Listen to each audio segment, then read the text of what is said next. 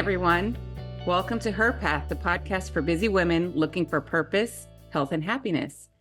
Today's topic is medication and weight loss. It has always been a topic of interest for busy women.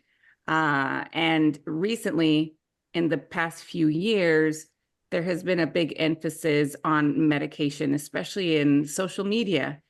We've been hearing a lot about these magical solutions to drop weight fast, especially since celebrities have been on board. We're hearing all about the Ozempic and other brands that seem to have been a breakthrough to help people lose weight. And so we'd like to take some time to discuss medication and weight loss with you today. And of course, when it comes to exploring weight loss, it is important to remember that the weight loss medications are not a magical solution. They are a tool that can be very, very helpful for people who are struggling, have done all the things, and need additional hormonal support, appetite suppression to meet their goals.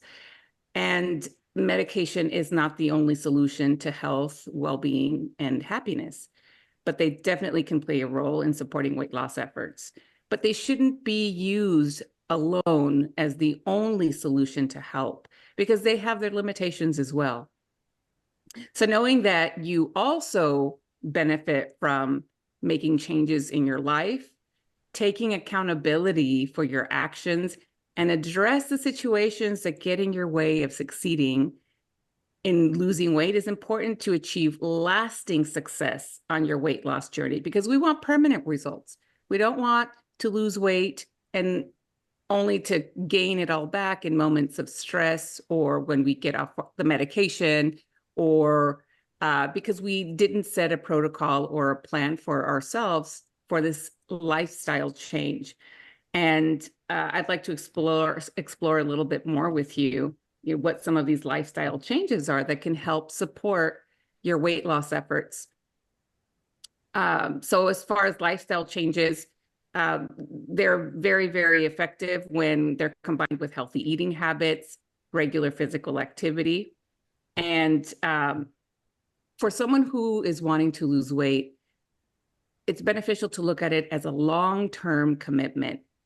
Short-term goals can be very helpful, but for permanent weight loss, a long-term commitment to make a permanent change is the best way to keep it off forever. And relying solely on medication without addressing these lifestyle factors does not lead to sustainable weight loss. As a primary care physician, I do encounter people who want to lose, 10 pounds or less in preparation for a vacation or for a wedding, and are not really interested in something long-term. But the majority of people who want to lose weight for good. However, don't take into account that the changes that need to be made, even though they are small changes that add up over time, need to be permanent changes. And it needs to be something that is documentable, trackable, so that you know what you're doing, so that if it works, you can continue to do that. Or if it's not working, you can look back at your plan and make some changes so that you can get results, because there really is no reason why you can't get the weight loss. Also, people who are considering weight loss medications should seek support to understand the role of their nutrition, to understand the role of exercise for them, and to figure out what changes need to be made in their behavior to achieve those long-lasting weight loss goals. And also, people who use weight loss medications should take responsibility for their health and make active decisions in changing behavior, changing dietary habits, along with taking the medication. And also taking accountability for any successes, but also for any lack of changes.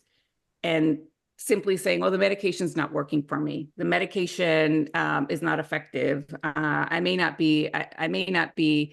be resistant to it.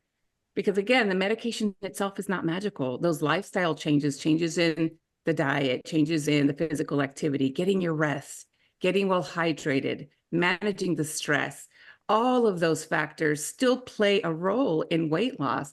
So even though someone is taking a weight loss medication, but they're still drinking all the things, they're not changing the quality of their food, they're not sleeping, they're not managing their stress, they're not staying well hydrated, that's going to make it more challenging to be able to lose the weight. And the weight loss medication is just one component of a holistic approach to losing weight. We have to also manage the emotional baggage, the psychological reasons, and the social factors that are making it challenging for us to lose weight. I'm curious to hear from the other coaches what their impressions are, what your guys' impressions are on what you've heard about weight loss medications, because they're not new. They've been around for forever. But just recently, in the last few years, there's been a lot more attention to them as a magical solution. I know I've been hearing a lot more about it, but I'm curious to know what you all have heard or what your impressions are about the recent weight loss medication kind of frenzy. Well, I've heard a lot about the side effects, Mm-hmm. paralysis, and I've known a couple of people who've had a lot of problems with nausea. And I don't know how the gallbladder plays into it, but they didn't have gallbladder, so I don't know if that's a consideration. I've also heard that you lose about 50% of your muscle mass, which I think is an integral part of our overall health and well-being. But I think some people do fine on them, so I'm not really sure. But I do know we make our own GLP-1 in our small intestine, right? Yeah, that's right. Those injectables like the Ozempics that we're hearing about, that is mimicking a hormone that we already make. And it's fascinating because this hormone acts on the gut to slow down your digestion, to help you feel full. But now we're learning that it actually acts on your brain to also help lower food chatter so that you have less cravings, you have less desire to eat or overeat, which is something completely new and different and really been powerful in helping people with overeating. But also, yeah, side effects. So the nausea, the stomach upset, the vomiting. I mean, those can be real deal breakers for someone who wanted to use a medication to help augment their weight loss. Unfortunately, some people can't tolerate those side effects. Any other impressions? Because I feel like some people are really either, gung-ho about using medications and have no bias whatsoever about it. And then I also hear a lot of negatives about it, like it's the easy way out, like it's a shortcut. It's not natural. Or that people should be using their willpower, and it's one's own fault if you can't get weight loss because you are not disciplined enough, or you're not um, uh, uh, responsible enough or driven enough to lose the weight, or you're not somehow like you're a failure if you have to depend on medications. So I kind of hear all across the board positives and negative impressions about using weight loss. Do you all have any opinions or heard of what other people are saying about it? Yeah, I'd love to jump in, and this is where I was going to go. And I just have to say, Gabby, we're so lucky to have you with your expertise in this area on this podcast. So thank you for sharing all your wisdom with us here, because this is a hot topic. Yeah, I definitely I come from a family that has a history of food addiction. And I am very sensitive to that concept of, oh, you're taking the easy way out. Because I've heard people in my family say, I just can't stop thinking about food. I think about it 24/7. I wake up in the morning, it's the first thing I think of, and it's a constant dialogue in my head. And I just think that's such a hard way to go through life, and it's a struggle, right? It's a daily, you're fighting with your brain daily. So I love the fact that there is a drug that takes that chatter away or lessens that chatter, because it gives relief to the person who's in that space that is always thinking about food. So I hear I hear those statements, but unless you've witnessed or experienced that food addiction, I don't think people understand that it's a difference of just willpower. It is a constant chatter. Yeah, because we hear it all the time. Like, why don't you just stop? Why can't you just stop, or why can't you just not do it? But it is a very complicated, mechanism that occurs in our body, and a lot of it is very much hormonally mediated. I mean, when your body is constantly hungry, or you're perceiving hunger, is like, and when you perceive hunger, the automatic thoughts go to food. And sometimes that hunger could be triggered by emotional stimuli, also stressful stimuli, mood changes, where you are in your reproductive cycle. All of these things can affect it. But if you're struggling with weight loss, it can make it, or with being overweight or wanting to lose weight, then it makes it really confusing for you. It's like, well, I'm trying to listen to my body, but my body is telling me, my mind is telling me to eat. And so these medications have been game changers for people who have struggled with that. And despite trying to follow a specific protocol, or despite, doing all of the exercise, or despite calorie counting and trying to keep those calories super low, and still not getting results, or still feeling that constant drive to overeat, or never feeling full. And these medications have really helped reconnect people's minds and stomachs so that they can experience what that fullness is like. And even then it takes time to really understand what that fullness means for them, and how to change their eating habits and adjust with the medications at the same time. It's even the medications themselves are challenging to live with for some people, but because they have a desire, a dire need, whether for health reasons, emotional reasons, and everyone's reasons for wanting the weight loss is completely valid, even if it is a just simply vanity reason. Everyone's reasons for wanting to lose weight, I think, are completely valid. Well, that makes sense what you said about them working on the brain, because I actually heard that once you stop taking them, everything comes flooding back. The binging comes flooding back, and like this desire for the poor food choices comes back. So that really makes a lot of sense. So what do you think people could do to prepare for going off them if they didn't want to take them long term?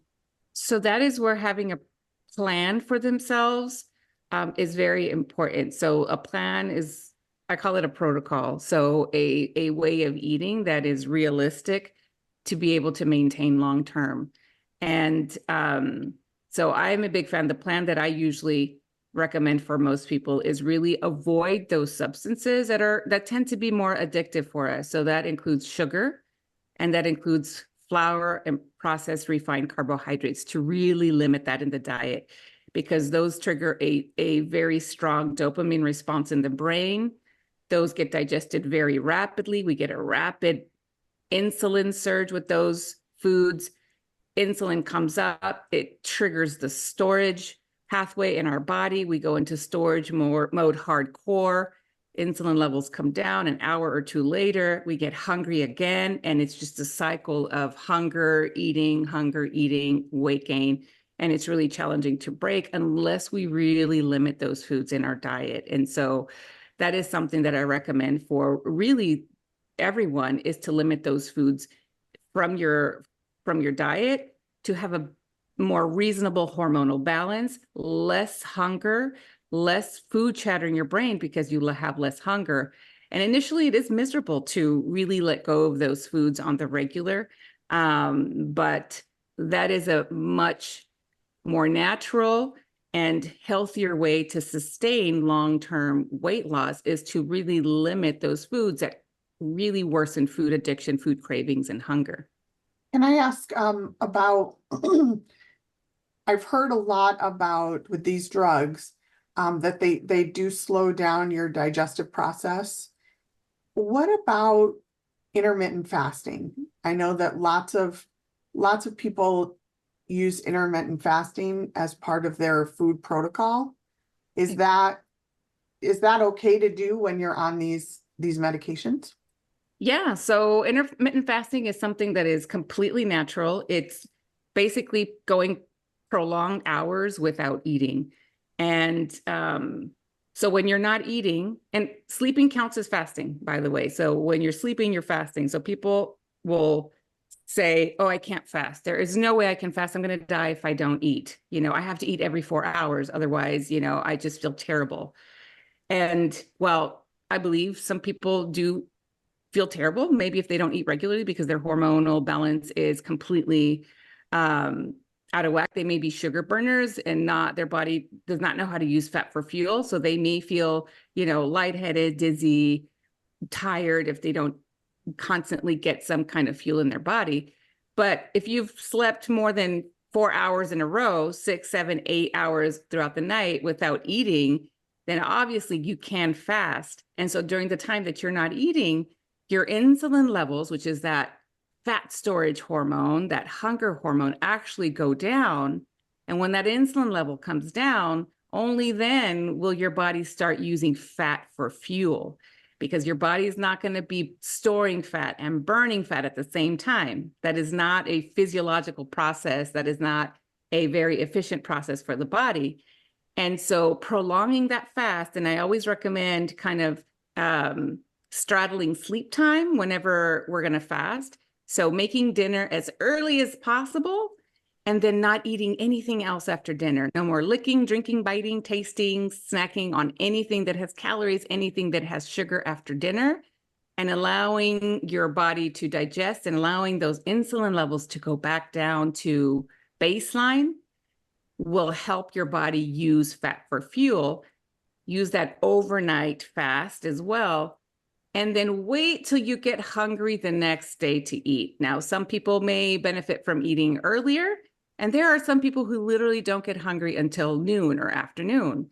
And so using that time to allow your body to use fat for fuel, that actually decreases that insulin level, so decreases the body's drive to store fat. It actually upregulates your fat storage metabolism.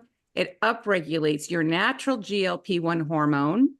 So you get reconnected and resensitized to sensation of feeling full, to the less hunger over time.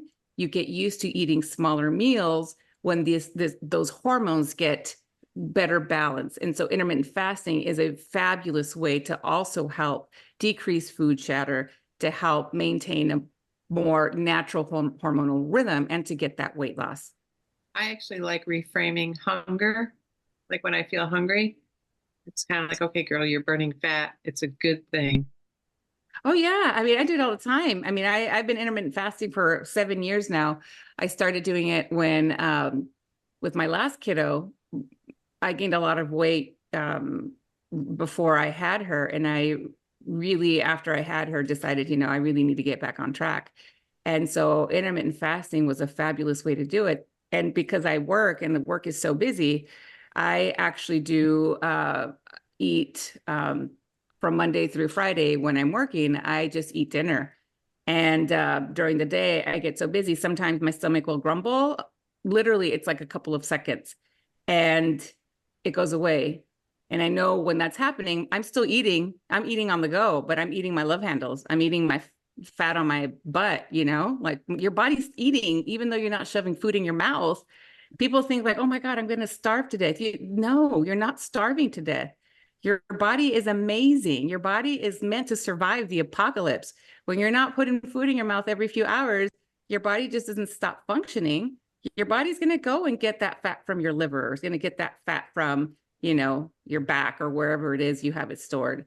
Your body keeps eating, but, mentally, we do sometimes struggle with not quelling anxiety or not quelling any negative sensation in their body with some kind of substance. Our body is amazing. Your body will have your back and continue to allow you to function, and it'll get the fat, but we just have to let it. I think that brings a good point of the body, like the mind and the body are connected. And when it's been used to utilizing, simple sugars, processed carbohydrates like that, like you called it a sugar burner, your body's used to being a sugar burner. And we go back to that motivational triad concept, like your brain has been adapted to use carbohydrates and sugar as a primary fuel source. And so when you try to change that by intermittent fasting and adjust your hormone levels, your brain literally freaks out and it thinks that it's dying because it's in that survival mode. And so that can feel why it is impossible and so challenging for folks to do intermittent fasting or to even to change habits altogether. And I think with these medications, just like you said, Gabby, that it's a tool and to use them as a tool. And I really like, Elise, how you shared, it can be a life-saving tool for some folks, just like how heroin addicts have methadone and alcoholics have antabuse. This could be a, tool for people with food addiction. And then to be able to use that tool while they are establishing different habits and rewriting those neural pathway in their brain for things like eating foods that are more whole and nutritious and getting more movement in the day with their body and maybe trying some intermittent fasting and drinking more water and avoiding basically those addictive substances, like just like a heroin addict, you can't have heroin. You can't have just a little bit of heroin. You can have no heroin. Just like an alcoholic can't have just a little bit of alcohol, they can have no alcohol. And so using the flour and sugar as kind of the hard no that, and I think maybe that's why so many people gain. That's what I've heard is that it is a magical medication. And then once they stop the medication, they gain all the weight back. Right. And I would imagine it's because they have been continuing to eat maybe not as much flour and sugar. So they have lost some weight, but that all those hormones come flooding back into their brain and the cravings can feel urgent and like they're going to die. And if they don't satisfy that urge, the apocalypse is happening in their body. Yeah. And not everyone is able to really overcome that. And so these medications can be a game changer for them. And for anyone who has struggled with overweight or obesity, it is a chronic issue. It's not something that that ever will disappear as far as that hormonal drive to store. And even any obesity medicine trained physician, we see it as a chronic health condition. So similarly to someone who struggles with their blood pressure and they take blood pressure medication, once their blood pressure is controlled, do we say, all right, stop the medicine now, you don't need it anymore? Or someone who, has, a chronic condition that they use medications for. All right, your condition's under control, let's stop the medicine. We don't do that necessarily for a lot of other, chronic health conditions. So a lot of us look at obesity or overweight, the same way. For someone who's gotten results from the medication, we don't see it as, okay, you'll, stop it. You never need it anymore. We understand that for a lot of people, this is a chronic struggle and it's a chronic condition. And the medication, a lot of times, is used on a chronic basis. Because they stop it, then all of that hormonal kind of dysregulation, will come back because that food chatter comes back, that hormonal drive to store comes back, and then the overeating sugar, carbohydrates, just snowballs that cycle again. And so a lot of people who use weight loss medication do end up needing to continue to have those permanent results using it in the long term. Because they are challenged in following that protocol with the intermittent fasting, the low sugar, low carbohydrates. And so medication itself is not an easy fix or a permanent solution the majority of time. I have one quick question. Maybe it's not a quick question, Gabby, but what about, would you compare that to the bariatric, like the sleeve surgeries? So funny thing is that now because of the medications, there have been less, less number of surgeries being done because it's very similar. Yes, you get full quicker, you get sensation of fullness, and you get weight loss. But if you don't continue to maintain those dietary habits, how many of us know someone who's had a bariatric surgery and gained a lot of their weight back, even after having their tummy, reduced in size drastically because they don't maintain those dietary changes, and you can still gain that weight back even after bariatric surgery.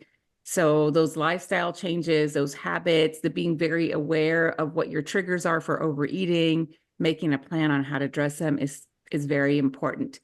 So it is a complicated issue.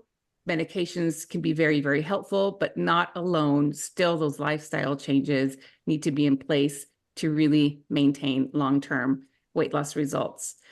Well, thank you all very much for joining us today, and we look forward to discussing again in the future.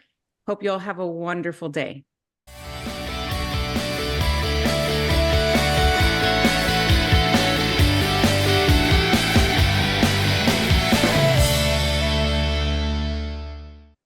Hey, one more thing before we leave. This podcast is for informational and entertainment purposes only. We are certified professional coaches, but this broadcast is not a substitute for medical or psychological advice. Okay, thanks for listening. See you next week.